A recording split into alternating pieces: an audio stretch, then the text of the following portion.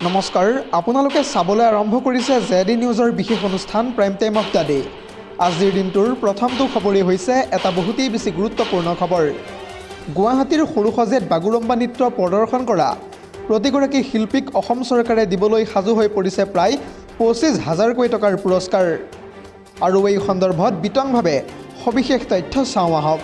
পুনৰ জনাইছোঁ, সৰুসজাইত বাগুৰুম্বা নৃত্য পৰিৱেশন কৰা প্ৰতিগৰাকী শিল্পীক অসম চৰকাৰে দিব মাননি। আমি জানিব পৰা মতে প্ৰতিগৰাকী শিল্পীক দিয়া হ'ব প্ৰায় ২৫,০০০ টকা। ইয়াৰ উপৰিও প্ৰশিক্ষক আৰু কৰিঅ'গ্ৰাফাৰক দিয়া হ'ব প্ৰায় ৫০,০০০ টকাৰ পুৰস্কাৰ। ইয়াৰ উপৰিও দুখনকৈ প্ৰমাণপত্ৰৰে সম্বৰ্ধনা জনোৱা হ'ব শিল্পীসকলক।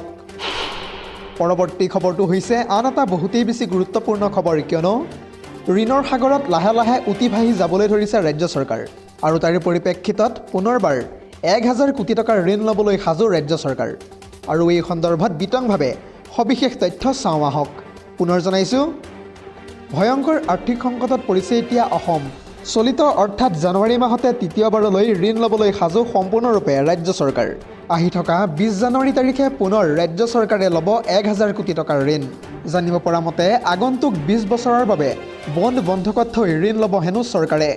শেহতীয়াকৈ যোৱা ১৩ জানুৱাৰী তাৰিখে ১,০০০ কোটি টকাৰ ঋণ লৈছিল চৰকাৰে। ইয়াৰ উপৰিও যোৱা ৬ জানুৱাৰী তাৰিখেও ৰাজ্য চৰকাৰে ঋণ লৈছিল ১,০০০ কোটি টকাৰ।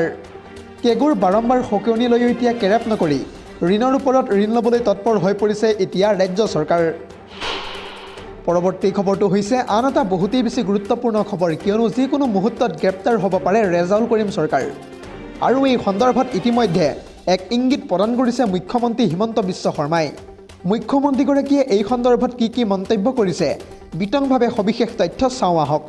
পুনৰ জনাইছোঁ, গ্ৰেপ্তাৰ হ'ব নেকি আমচুৰ প্ৰাক্তন সভাপতি ৰেজাউল কৰিম চৰকাৰ। ৰেজাউল কৰিমক জেলত ভৰাই থোৱাৰ এতিয়া ইংগিত প্ৰদান কৰিছে মুখ্যমন্ত্ৰী হিমন্ত বিশ্ব শৰ্মাই। যিহেতু সৌসিদিনা শিক্ষাৰ জেহাদ কৰাৰ দাবী উত্থাপিত কৰিছিল ৰেজাউল কৰিমে। আৰু তাৰ পাছতেই এনেদৰে এতিয়া প্ৰতিক্ৰিয়া ব্যক্ত কৰি মুখ্যমন্ত্ৰীগৰাকীয়ে কয় যে জেহাদ শব্দটোৱে ২ নম্বৰীক বুজায়। ৰেজাউল কৰিমে শিক্ষাৰ বিকাশৰ সলনি জেহাদৰ কথা কৈছে। এনেকুৱা কৰি থাকিলে জেলত ভৰাব লাগিব ৰেজাউল কৰিমক। অৰ্থাৎ বেছি কথা যদিহে কৈ থাকে তেন্তে জেলত যাব লাগিব ৰেজাউল কৰিম চৰকাৰ। যিহেতু মিয়া মুছলমানৰ একাংশ লোকে সকলোতে এতিয়া জেহাদ আৰম্ভ কৰিছে। মৰিগাঁওক ইণ্টাৰনেট জেহাদৰ কেন্দ্ৰ কৰিছে এতিয়া মিয়াই। আৰু ইমানখিনি হৈ যোৱাৰ পিছতো অসমত যদিহে বিজেপি নাথাকে তেন্তে ৰেজাউল কৰিমৰ দৰে লোকে অসমীয়াৰ বৰঘৰত সোমাবহি। ৰেজাউল কৰিমক এনেদৰে এতিয়া জেলত ভৰাই থোৱাৰ সন্দৰ্ভত ইংগিত প্ৰদান কৰিছে মুখ্যমন্ত্ৰী হিমন্ত বিশ্ব শৰ্মাই। দৰ্শকসকল, আৰু বহুতো গুৰুত্বপূৰ্ণ খবৰ আছে। যদিহে আপুনি এতিয়ালৈকে এই ভিডিঅ'টোত লাইক কৰা নাই তেন্তে এতিয়াই লাইক কৰি দিয়ক। আৰু এনেধৰণৰ খবৰসমূহ প্ৰত্যেক দিনে পাই থাকিবৰ কাৰণে চেনেলটো ছাবস্ক্ৰাইব কৰি কাষতে থকা বেল আইকনটো প্ৰেছ কৰি ৰাখিবলৈ একেবাৰে নাপাহৰিব। পৰৱৰ্তী খবৰটো হৈছে আন এটা বহুতেই বেছি গুৰুত্বপূৰ্ণ খবৰ, কিয়নো আহি থকা বিধানসভা নিৰ্বাচনৰ পাছতে মহানগৰীৰ বিভিন্ন স্থানত চলিব সৰ্ববৃহৎ উচ্ছেদ অভিযান। ইতিমধ্যে এই উচ্ছেদ চলাবলৈ সম্পূৰ্ণৰূপে সাজু হৈ পৰিছে প্ৰশাসন। আৰু এই সন্দৰ্ভত বিতংভাৱে সবিশেষ তথ্য চাওঁ আহক। পুনৰ জনাইছোঁ, এইবাৰ মহানগৰীৰ ৩৬৬টাকৈ স্থানত চৰকাৰে চলাব উচ্ছেদ অভিযান। যিহেতু ইতিমধ্যে ভূমিপট্টন নিষিদ্ধ কৰা হৈছে গুৱাহাটীৰ প্ৰায় ৩৬৬টাকৈ অঞ্চলত। জানিব পৰা মতে ভূমি অধিকাৰ পাৰ্টি নামৰ দলটোৱে ইতিমধ্যে এই দাবী উত্থাপিত কৰিছে। আহি থকা বিধানসভা নিৰ্বাচনৰ পাছতে চলিব এই উচ্ছেদ অভিযান। আৰু এই দলটোৰ দাবীৰ পাছতে এক প্ৰকাৰ শংকিত হৈ পৰিছে পাহাৰীয়া বাসিন্দাসকল। তথ্য অনুসৰি ১.৩ লাখ নাগৰিকলৈ সংকট নমাব চৰকাৰে গ্ৰহণ কৰা এই সিদ্ধান্তই। যিহেতু ইতিমধ্যে পাহাৰ অঞ্চলত ভূমি দিয়াৰ প্ৰতিশ্ৰুতি নস্যাৎ কৰিছে হিমন্তৰ চৰকাৰে। আৰু তাৰে পৰিপ্ৰেক্ষিতত মহানগৰীৰ ৩৬৬টাকৈ স্থানত অসম চৰকাৰে চলাব উচ্ছেদ অভিযান। আৰু এই উচ্ছেদৰ বাবে সংকটত পৰিব ১.৩ লাখ নিম্ন মধ্যবিত্ত খিলঞ্জীয়া। এনেদৰে এতিয়া অসম চৰকাৰৰ কেবিনেটে গ্ৰহণ কৰিছে এক ভয়াৱহ সিদ্ধান্ত। ইয়াৰ উপৰিও ৰাজচক্ৰ বিষয়াৰ কাৰ্যালয়তো ইতিমধ্যে বাতিল কৰা হৈছে ভূমিপট্টনৰ আবেদন। ৰাজ্যৰ বিজেপি চৰকাৰে ইতিমধ্যে চিনাক্ত কৰিছে ৩৬৬টাকৈ অঞ্চল।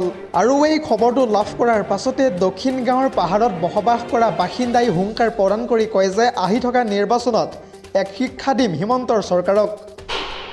পৰৱৰ্তী খবৰটো হৈছে আন এটা বহুতেই বেছি গুৰুত্বপূৰ্ণ খবৰ, কিয়নো কেইটামান মুহূৰ্তৰ পূৰ্বে মুখ্যমন্ত্ৰী ডক্টৰ হিমন্ত বিশ্ব শৰ্মাই ৰাজ্যৰ নিবনুৱাসকলক লৈ কেইবাটাও গুৰুত্বপূৰ্ণ মন্তব্য কৰিছে। আৰু এই সন্দৰ্ভত মুখ্যমন্ত্ৰী হিমন্ত বিশ্ব শৰ্মাই কয় যে এইবাৰ ৰাজ্যৰ যুৱকসকলক অসম চৰকাৰে দিব 2 লাখ কোটি টকাৰ সাহায্য। প্ৰায় ৭৫,000 যুৱকে লাভ কৰিব চৰকাৰৰ এই 2 লাখ কোটি টকাৰ সাহায্য। প্ৰথম কিস্তিত দিয়া হ'ব প্ৰায় 1 লাখ কোটি টকা। হয়তো আহি থকা 6 ফেব্ৰুৱাৰীৰ পৰা আৰম্ভ হ'ব ধন প্ৰদানৰ কাৰ্যসূচী। জানিব পৰা মতে আহি থকা 15 ফেব্ৰুৱাৰী পৰ্যন্ত প্ৰদান কৰি থকা হ'ব এই ধনৰাশি। এনেদৰে কেইটামান মুহূৰ্তৰ পূৰ্বে বৃহৎ ঘোষণা কৰিছে মুখ্যমন্ত্ৰী হিমন্ত বিশ্ব শৰ্মাই। পৰৱৰ্তী খবৰটো হৈছে আন এটা বহুতেই বেছি গুৰুত্বপূৰ্ণ খবৰ, কিয়নো কেইটামান মুহূৰ্তৰ পূৰ্বে জুবিন গাৰ্গৰ পত্নী তথা গৰিমা শইকীয়া গাৰ্গে শ্যামকানু মহন্ত আৰু সিদ্ধাৰ্থ শৰ্মাৰ সন্দৰ্ভত কেইবাটাও ডাঙৰ মন্তব্য কৰিছে। আৰু এই সন্দৰ্ভত গৰিমা শইকীয়া গাৰ্গে মন্তব্য কৰি কয় যে হাৰ্টথ্ৰব জুবিনৰ লগত এনেকুৱা এটা ডাঙৰ ঘটনা হৈ যোৱাৰ পাছতো শ্যামকানু মহন্ত সিদ্ধাৰ্থ শৰ্মাৰ মুখত নাই কোনো অনুশোচনা। কেৱল ইমানেই নহয়, ইয়াৰ উপৰিও শ্যামকানু আৰু সিদ্ধাৰ্থৰ নাই স্বাস্থ্যজনিত পাৰ্থক্য। আদালতৰ বাহিৰত জুবিন গাৰ্গৰ পত্নী গৰিমা শইকীয়া গাৰ্গে এনেদৰে ডাঙৰ মন্তব্য কৰা এতিয়া দেখিবলৈ পোৱা গৈছে। ইয়াৰ উপৰিও গৰিমা শইকীয়া গাৰ্গে কয় যে ভয়ংকৰ শাস্তি দিব লাগে সেই অসুৰকেইটাক। লগতে অসুৰ বধ কৰাৰ বাহিৰে গত্যন্তৰ নাই। লগতে ভাতৃ হিচাপে সন্দীপন গাৰ্গেও সকলোবোৰ সঁচা কথা ক'ব লাগে। লগতে প্ৰৱাসী অসমীয়াসকলেও আইনৰ আওতালৈ আহিব লাগিব বুলি এতিয়া এক প্ৰকাৰ দাবী কৰিছে গৰিমা শইকীয়া গাৰ্গে। মুঠতে তেওঁলোকে বহু আওকাণ কৰিছে এতিয়া। ইয়াৰ উপৰিও অৱহেলাও কৰিছে। 14-15 জন মানুহৰ মাজত কিদৰে এজন মানুহ একেবাৰে নোহোৱা হৈ যাব পাৰে, যিহেতু 75 মিনিট পৰ্যন্ত অৱহেলিত হৈ পৰি আছিল হাৰ্টথ্ৰব জুবিন গাৰ্গ। আৰু সিদ্ধাৰ্থ শৰ্মাই সাধাৰণ গেষ্টিক বুলি কোৱাৰ পিছতো তেওঁলোক ৰৈ আছিল। অস্বাভাৱিক পৰিৱেশত তেওঁলোকে পানীত নামিবলৈ দিছিল হাৰ্টথ্ৰব জুবিনক। কেৱল মনোৰঞ্জনৰ বাবেহে লাগে নেকি জুবিন গাৰ্গক, এনেদৰে এতিয়া স্পষ্টভাৱে ডাঙৰ মন্তব্য কৰিছে হাৰ্টথ্ৰব জুবিনৰ পত্নী গৰিমা শইকীয়া গাৰ্গে। পৰৱৰ্তী খবৰটো হৈছে আন এটা বহুতেই বেছি গুৰুত্বপূৰ্ণ খবৰ, কিয়নো ছৌদি আৰবৰ আটাইতকৈ বয়সীয়াল ব্যক্তিগৰাকীৰ অৱশেষত দেহাৱসান ঘটিছে। আৰু সেই ব্যক্তিজনে এৰি থৈ গৈছে প্ৰায় 134টাকৈ সন্তানসহ বৃহৎ পৰিয়াল। পুনৰ জনাইছোঁ, ছৌদি আৰবৰ আটাইতকৈ বয়সীয়াল ব্যক্তি তথা নাছেৰ বিন ৰাদান আল ৰছিদে অৱশেষত মৃত্যুবৰণ কৰিছে। প্ৰায় 142 বছৰ বয়সত প্ৰয়াত ছৌদি আৰবৰ আটাইতকৈ বয়সীয়াল ব্যক্তিগৰাকীৰ মৃত্যু হৈছে। নাছেৰ বিনৰ মৃত্যুক লৈ ইছলামিক ৰাষ্ট্ৰখনত ইতিমধ্যে পৰিছে শোকৰ ছাঁ। আৰু সেই ব্যক্তিগৰাকীয়ে ছৌদি আৰবক মৰুভূমিৰ পৰা আধুনিক ৰাষ্ট্ৰলৈকে ৰূপান্তৰিত হোৱা সম্পূৰ্ণৰূপে দেখিছিলে।